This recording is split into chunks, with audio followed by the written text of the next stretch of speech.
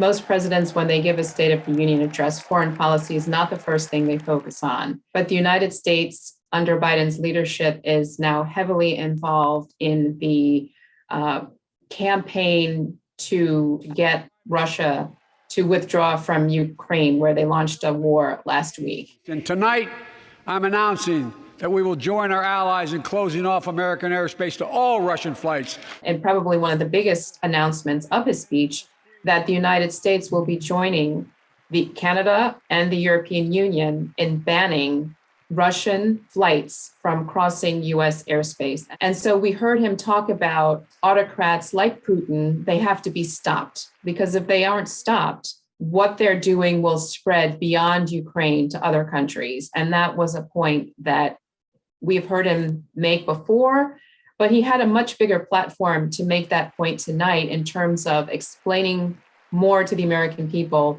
why the United States is involved. And he didn't really take advantage of that. And with all the bright spots in our economy, record job growth, higher wages, too many families are struggling to keep up with their bills. More than 6.5 million jobs have been created since President Biden took office. So on the job creation front and some of the other metrics by which economic performance is measured, the economy is doing pretty well. But it's just that inflation and what people are feeling in their daily lives when they go to the grocery store, when they go to buy gasoline, they're paying more for lots of things and they just don't feel that the economy is working for them. So the president really needs to try to turn that around, not only to help himself, but also to help Democrats who are going to be running in the fall for their seats for reelection to the House and the Senate. So what the president is trying to do tonight is kind of repackaging a lot of the proposals that were in the previous bill, which he had called Build Back Better. And tonight he kind of renamed it Building a Better America.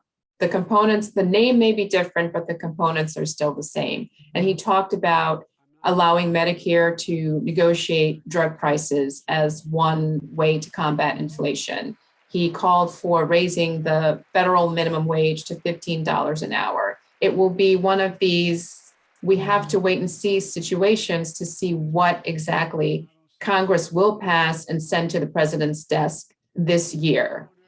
In addition to all of the things that he wants and the competing priorities in Congress, there is an opening on the Supreme Court that needs to be filled. There are budget bills that still need to be passed.